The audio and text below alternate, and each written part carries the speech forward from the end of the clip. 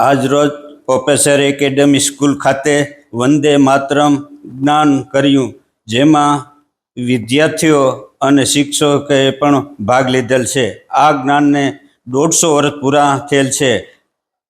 માનમાં આ જ્ઞાન રૂપે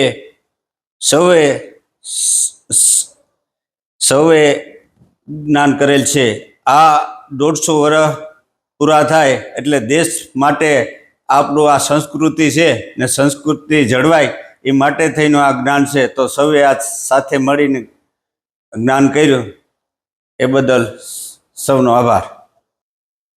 નમસ્કાર. વંદે માતરમ. આજરોજ 7મી નવેમ્બરના વંદે માતરમ ગીતની રચના બંકિમચંદ્ર ચેટર્જીએ 1875માં છે કરેલ, અને એ 1875 પછી 1882માં તેમની નવલકથા આનંદ મઠની અંદર એ પ્રસિદ્ધ થયેલ, અને ત્યારબાદ 1896માં રવિન્દ્રનાથ ટાગોરે આ ગીતનું ગાયન છે કરેલ હતું.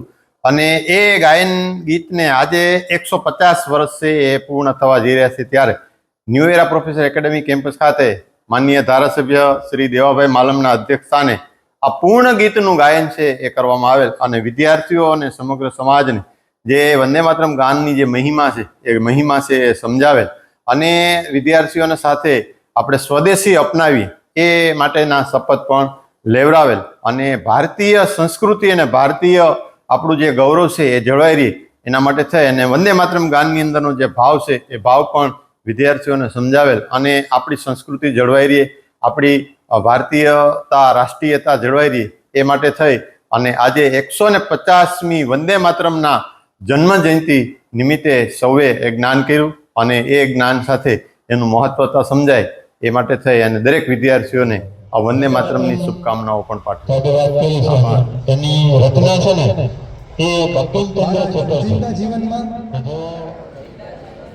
વધુમાં વધુ ભારતીય વસ્તુઓનો ઉપયોગ કરીશ,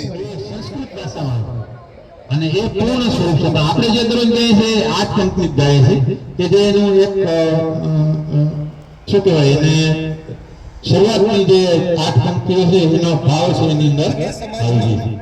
તો એને ભારતીય વસ્તુઓને પ્રાથમિકતા આપીશ. ગામ